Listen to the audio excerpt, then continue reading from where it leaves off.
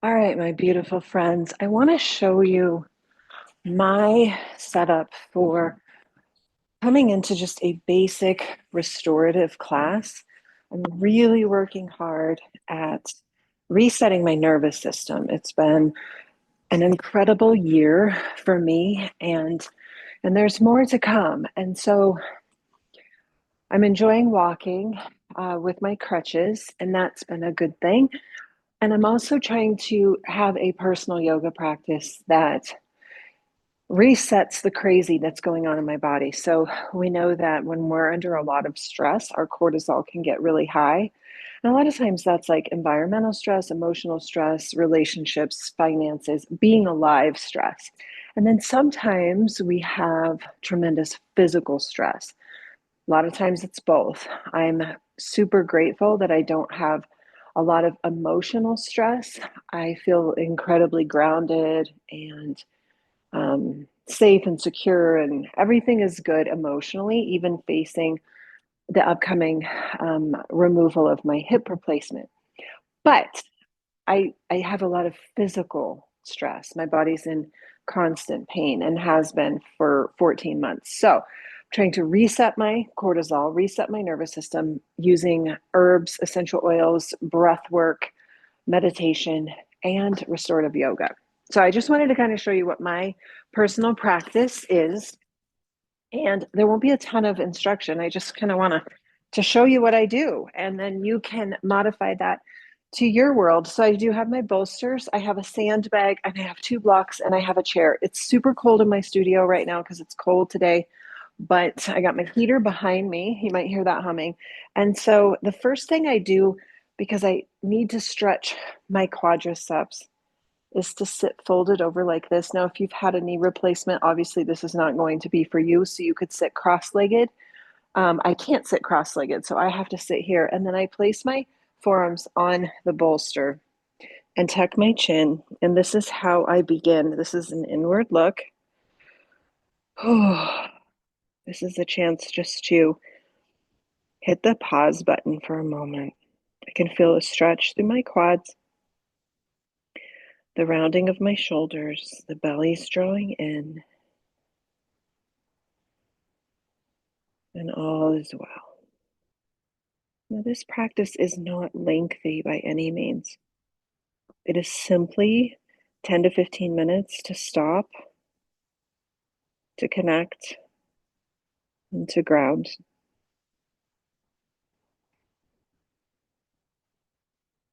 I'm starting to lengthen my breath intentionally, bringing it into a count of 5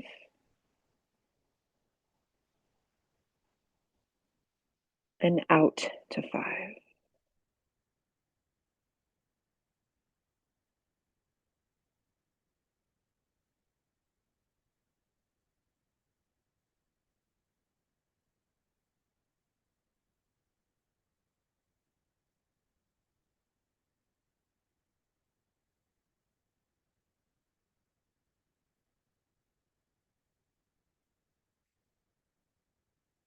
I'll gently come out of this shape by using my forearms to press me up. I can already feel by closing my eyes and turning off the external noise that there's a quieting happening. And I'm going to bring my legs around. I have an extra blanket under my mat just because my floor is very, very cold. I'm going to take my legs and I'm going to lift them up onto this chair.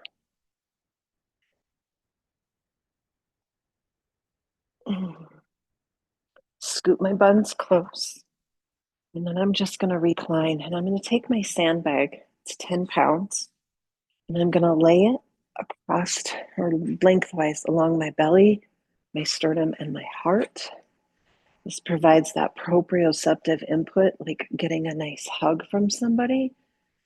It's a weighted sensation. So you've heard of weighted blankets, same thing. I'm going to open my arms to a T.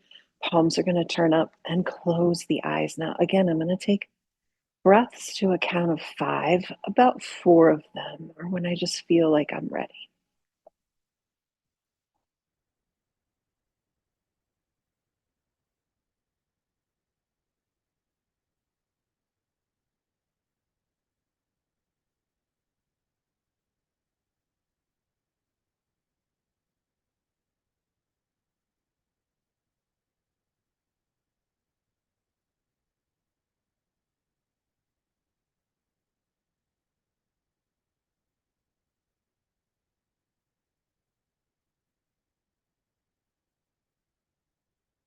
As I exhale, my belly draws in. I can feel the weight of the weighted sandbag hunkering in, kind of pressing down, really calming. One more breath for me.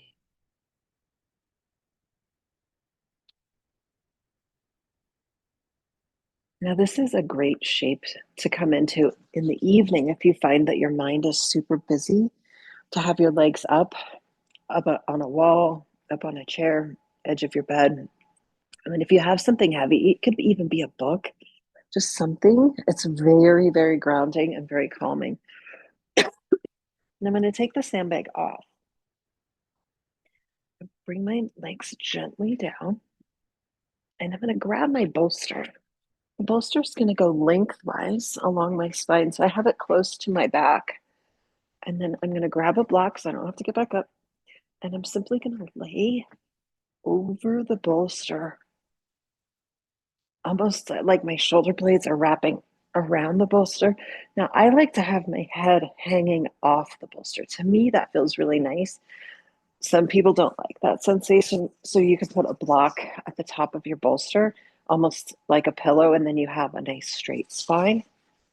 I kind of like to have my head hanging.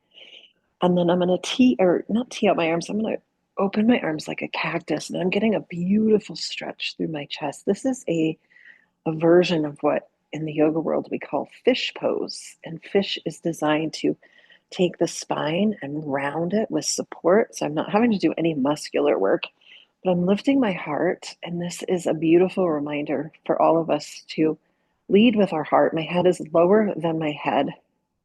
My heart is leading the way. It is the first thing that is protruding out. So somebody would see my heart is kind of the idea, and that we live from our heart space. Now I'm keeping my knees bent to protect my back. You could straighten your legs. And then just kind of wiggle the spine and get comfortable. Fingers are curled in. We're not looking for super active energy when we're practicing restorative. We're truly coming with the intention to restore the body.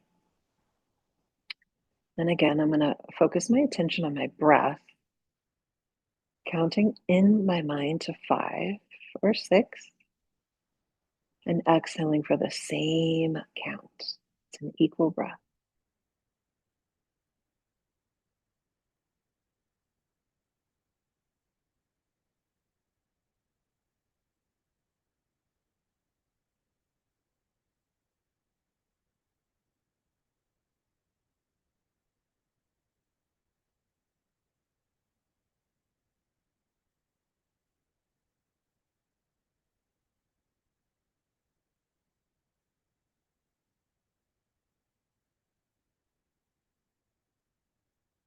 Softening the muscles that hold tension, like my chest muscles are tight. So I'm putting attention in to soften. I'm going to stay for one more breath.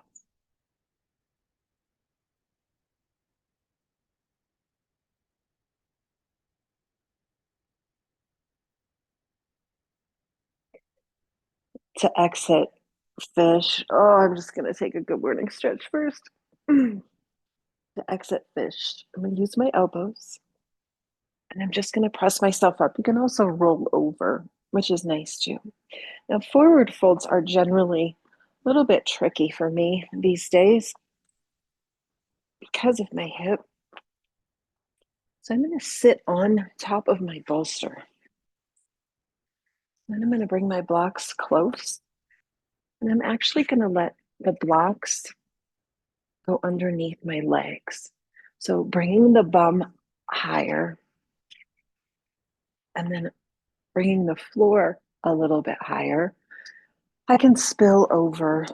I can spill over. I'm actually going to use my sandbags on my thighs just to again provide that super grounding energy.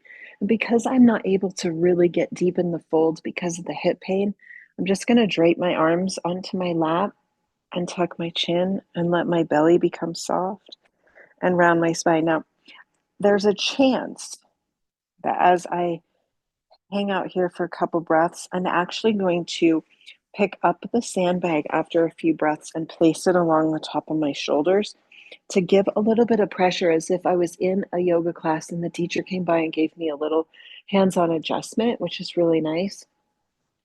But for now, I'm going to let the groundedness take over by putting the sandbag on my legs and just straighten my arms, tuck my chin. I'm going to follow that same long breath pattern.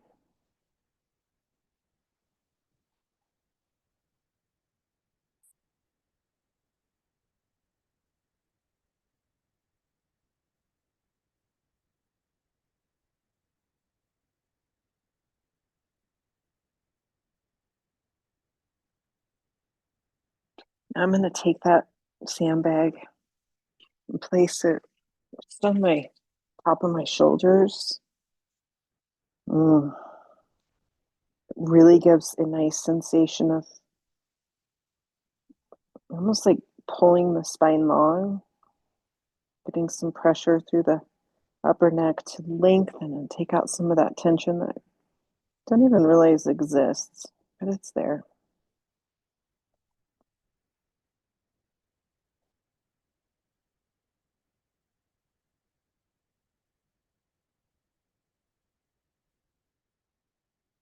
And then to come out of it, I'm simply going to grab the sandbag, swing it on around in front, place it back on my legs, and that is it. It's just a carving of your day where you're intentional about grounding down.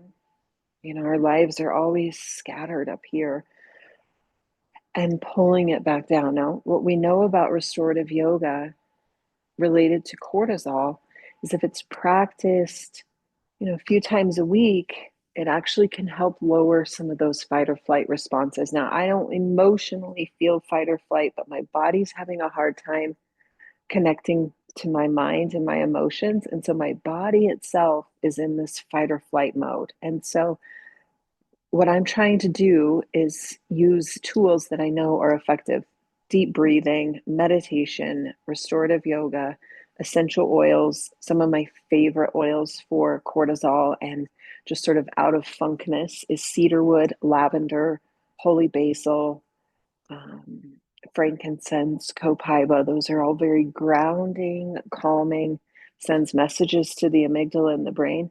Chill out, be calm. So, those are my tools. And I just wanted to share with you my practice and what I'm doing to prepare my body for what's next and to reset my body from what has occurred. So, that's what I got for you. And you can watch it and then try it. Grab a chair, grab some heavy books, grab some blocks, a pillow. You don't have to have all these tools. The tools are great. You can find them in my Amazon shop, some of my favorites. But I encourage you to use what is in your home, before you go out and spend a bunch of money that you don't need to spend. Like, just use what you have. Use the kitchen sink. This entire practice can be done laying on your bed. You have pillows on your bed. And, if you happen to have a heavy dog or a heavy cat, use him as your sandbag. Just don't overthink it. And that's where we get into trouble, is we overthink things. And then we want that to be perfect. And as I hope we're all learning, life is never perfect. We get to choose how we view our life. And my life is great despite having some challenges. I've created a great life, and that's my mindset overcoming some hard things. So, have a beautiful day, and next week join me Wednesday morning at 8:30 Mountain Time for a gentle practice, and take some time this weekend to hit the pause button. Time out yourself. Put yourself in time out. Just need 10 minutes. You'll feel way better. All right, have a beautiful day, and I will see you next week. Bye.